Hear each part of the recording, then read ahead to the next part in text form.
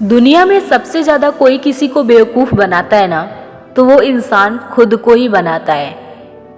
सबसे ज्यादा जो किसी को लूटता है ना, तो इंसान वो खुद को ही लूटता है। अब आप बस भी करो, खुद को कितना बेवकूफ बनाओगे। बहाने बना बनाकर आप खुद को बस बेवकूफ बना रहे हैं और कुछ इसका मतलब होता नहीं है।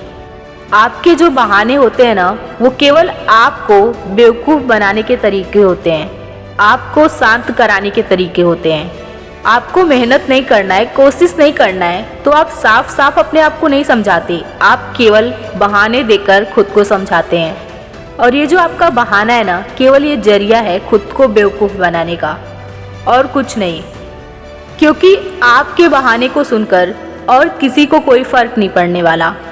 किसी का क्या जा रहा है, आप बहाने बनाओ, आप करो या ना करो, किसी को कोई फर्क नहीं पड़ेगा। किसी का कुछ भी नहीं जा रहा है। इसमें जो जा रहा है ना, वो आपका। आप जो बहाने बना रहे हैं ना, उसमें आप अपना नुकसान कर रहे हैं। आपको लगता है कि आप ये नहीं कर पा रहे हैं तो उनकी वजह से, आपका ये नहीं हो रहा है तो उनकी वजह से, आपकी परिस्थिति ऐसी है इस वजह से। पर ये सच नहीं होता, क्योंकि परिस्थितियां किसी की सही नहीं होती। ठीक है, हर किसी के जीवन में दुख होता है। यदि हर इंसान परिस्थिति को देखकर ही बैठ जाए ना, तो वो कुछ नहीं कर सकता। आप आज चाहे धीरू भाई अंबानी को देख लो, अदानी को देख लो, बिल गेट्स को देख लो, कोई भी अमीर बाप के बेटे नहीं थे। सब एक मिडिल क्लास फैमिली के थे या फिर गरीब थे, और इन्होंने खुद की मेहनत से इतना बड़ा मुकाम हासिल किया जिसके बारे में कोई सोच भी नहीं सकता। आम इंसान नहीं सोच सकते, क्योंकि तभी तो वो आम इंसान है। यदि वो भी ऐसे सोचने लगे तो वो भी ये ना बन जाएं, वो भी इतने ऊंचे ना बन जाएं। वही है आप।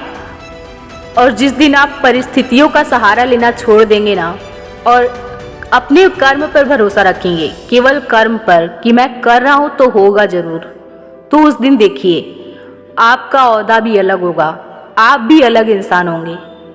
बहाने ना कमज़ोर लोग बनाते हैं, जिन्हें खुद पर भरोसा नहीं होता। और जिन्हें खुद पर भरोसा होता है, खुद के कर्म पर भरोसा होता है, तो वो कभी बहाने नहीं बनाते, क्योंकि उनको पता होता है कि मैं तो पाऊंगा ही।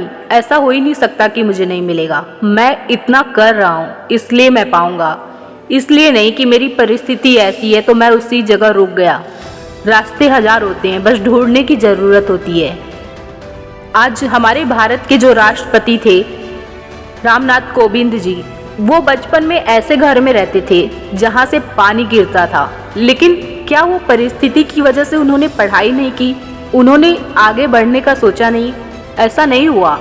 वो आगे बढ़े और कहाँ तक पहुँच गए, भारत के राष्ट्रपति बन गए। तो परिस्थितियाँ बहुत बुरी भी हो सकती हैं, पर उसका बहाना लेकर रुका नहीं जाता, क्योंकि आप रुक जाएंगे ना, तो वो परिस्थिति आपके साथ जीवन पर्यंत चलती रहेगी। जब आप बहाने बनाते हैं ना, तो आप अपने आप ही पीछे हट जाते हैं, क्योंकि आपके माइंड को यही लगता है कि आप कमज़ोर हैं, आपकी परिस्थिति खराब है, आपके साथ ये हो रहा है। और जब आप ये सबसे अलग होकर देखते हैं कि मैं कर सकता हूँ, चाहे कुछ भी हो, मेरे अंदर बहुत अलग शक्ति है, अलग ही पावर है, मैं तो कर सकता हूँ, तब तो आपको कोई भी नहीं रोक सकता। कोई भी नहीं, कोई तूफान नहीं, कोई इंसान नहीं, कोई परिस्थिति नहीं। तब आपके सामने केवल आपकी मंजिल होगी और आप होंगे, और कुछ आपको नहीं दिखेगा।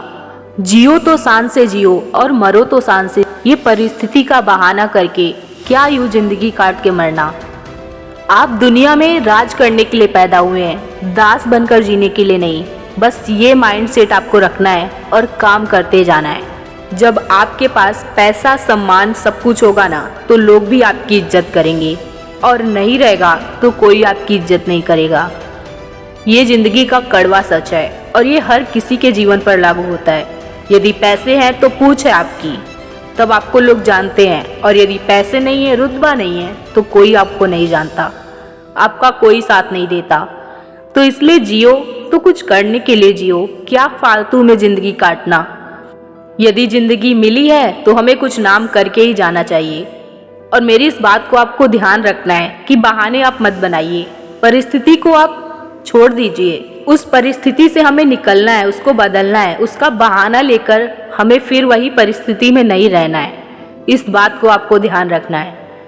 और यदि आपको ये वीडियो सच में मोटिवेट किया हो ना, तो लाइक ज़रूर कीजिए एंड सब्सक्राइब कीजिए चैनल को। और कोई भी प्रॉब्लम है, कुछ भी कहना है, कमेंट कीजिए एंड शेयर कीजिए औरों को भी। धन्यवाद।